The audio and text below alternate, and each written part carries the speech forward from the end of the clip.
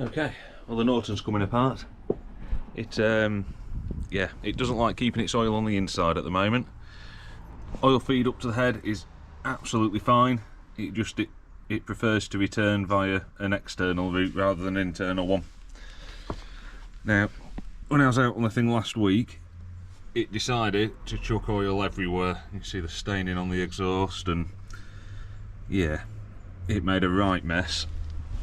But I didn't bother filming that slight repair because it was rather late in the evening when I got home, and I was out on the thing again at 7:30 the next morning.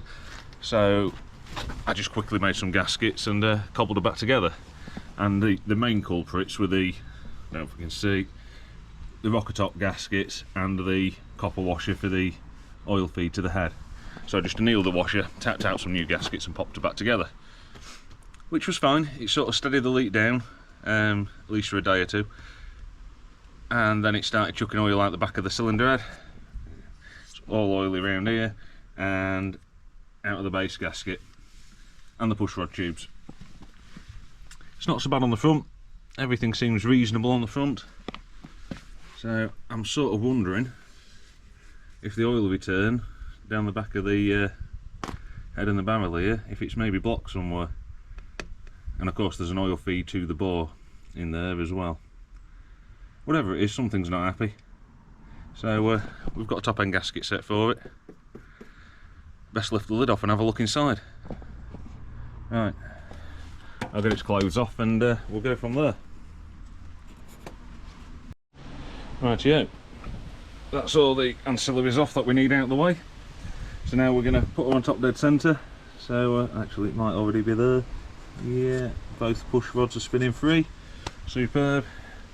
So we'll take that oil feed off, disconnect the decompressor, lift the rocker top off. Right, onward. Okay, so that's the rocker top off. It's the gasket I made for it the other week. So I did it properly, did it old school, and just sort of turned it upside down on the rocker top, sheet of gasket paper, and sat there and tapped it round, and yeah, it took long enough. And I dare say it annoyed the neighbours because it was late at night and there was half an hour of me going tap tap tap tap tap. But you know, needs must. The good neighbours anyway. So yeah, there we go. All covered in grease, seems to have been doing its job. But there's a new one in the set we got, so we'll use the new one, and I'll save that for emergencies. You see, she's all a bit mucky and geggy in here. There's deposits of all sorts. So I am wondering if the return on the inlet valve, if that has been blocked slightly and the oil's having to find alternative paths to return. And you can see how much oil's down in these fins as well. It's probably from this, and how much was around the spark plug. So yeah, I shall, someone anyway, pull the push rods out, those 4 bolts, and then we'll lift the head off.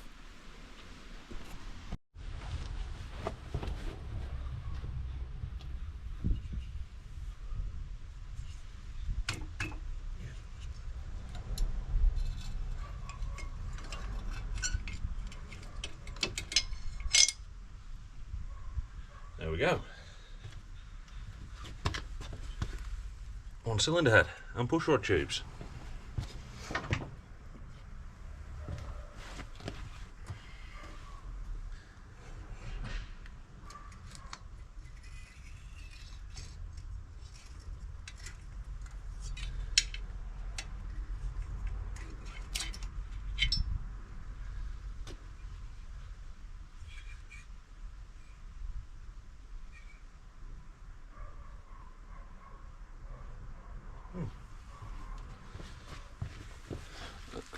One surprisingly okay barrel.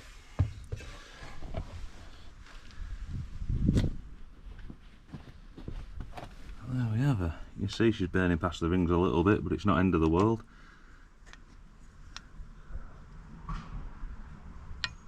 Bit of side to side, that's okay.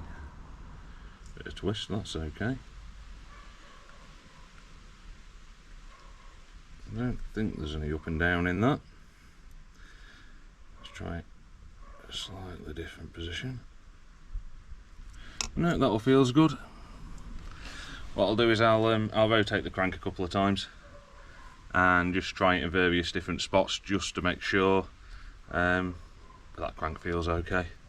Looks quite good and clean in there as well, actually. You know, considering what it is and all. Let's there we go. See, lovely. So yeah, what we've actually got, you can see it in the base gasket. Let's take these two seals off. Is just there, if you can see past my finger. There's an oil return there,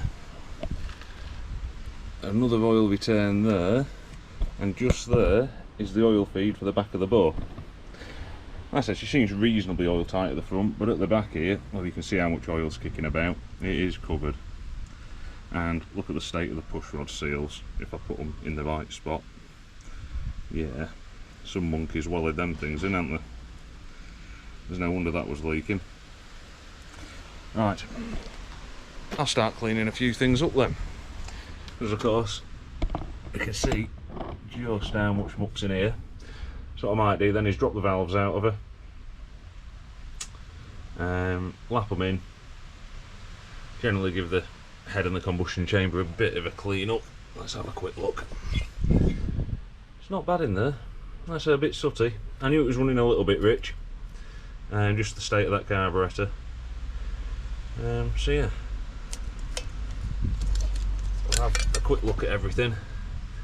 As I get it all cleaned up and cobble it back together. Hopefully, she'll all be back on the road again soon. Right.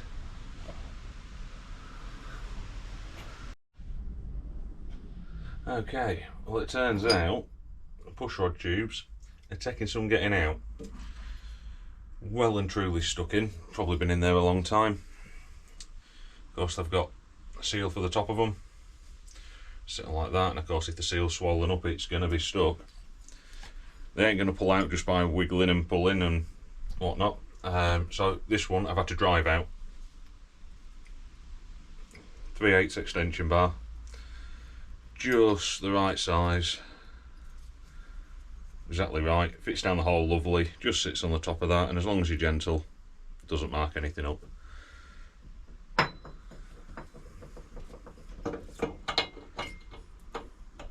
Make sure, there we go, that's in.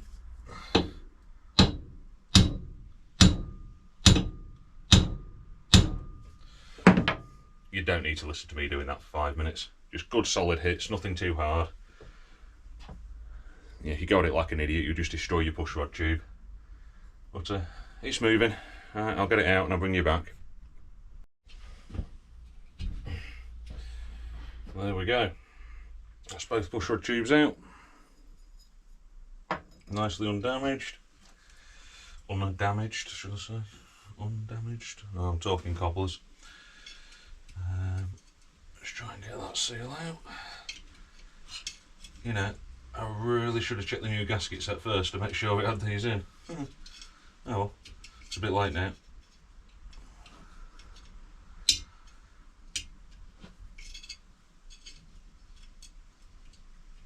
There we go, and one of them. Probably just cut up a bit of pipe for that if you really wanted.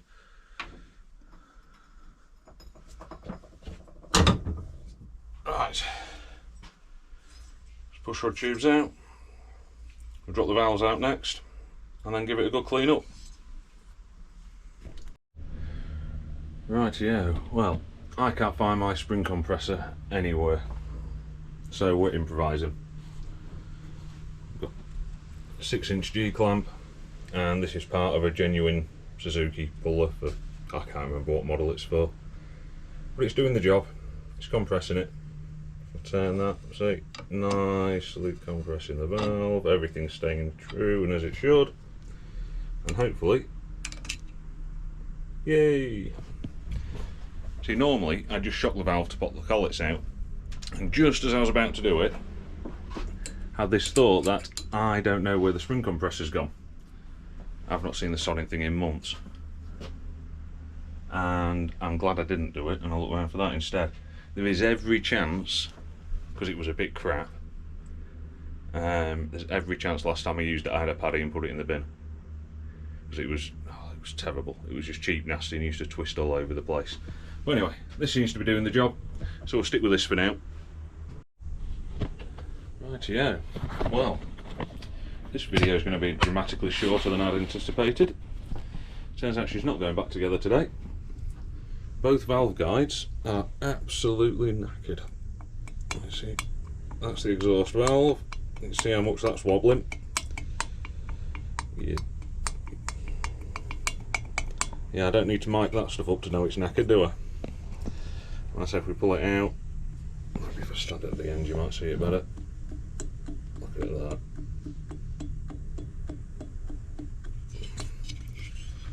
And the inlet's just the same. You can see the stems are a little bit worn. They're not end of the world, but they are a bit worn. And like I said, inlet one's just as bad. Well, almost as bad. You get it in the right orientation, it wobbles like hell. Let's get it round here a bit. Look at that. So, it turns out my intermittent tick over, well, my intermittent power and irregular power isn't all due to a worn out carburetor.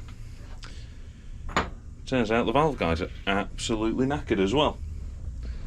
So, yeah, the hard bit now is going to be resisting hacking the ports out. Well, I say hacking the ports out, hacking out the, because the exhaust port's plenty big enough. Can't see it very well in this light. It's a nice shape around here, but it's a bit too big, a bit too quick for the capacity of the bike. The inlet, lovely great big valve. What are they, the 1.6 inch, so that's over 40mm for those of you working in new money. A little bit big for the exhaust really, but yeah, it's a lovely big valve. Bowl's reasonably sized, except for it's blocked by a great big oofing valve guide. And then the port is only an inch bore, and you lose 3/8 of it. Yeah, you lose 3/8 of an inch of it with the valve stem, and plus the giant guide. So yeah, quite what we're going to do next, I don't know, but we're definitely not putting the thing back together today. Yeah, looks like someone's maybe already had a bit of a go in there at something. Yeah, right. Well, turns out I'm not going out on the Norton tomorrow. Went out on it yesterday though, so you know, because we're up to, I was hoping to get a bit more mileage on it before pulling it apart. But so far, because I zeroed the odometer when I got the thing, so we've done 478.8 miles on it. It's not bad for me. Bike lasting nearly 500 miles before pulling it apart. Yeah. Well, it's better than the fancy Sparnet. I think that went up and down the alley twice before I pulled that one apart, so you know, we're doing okay. Right.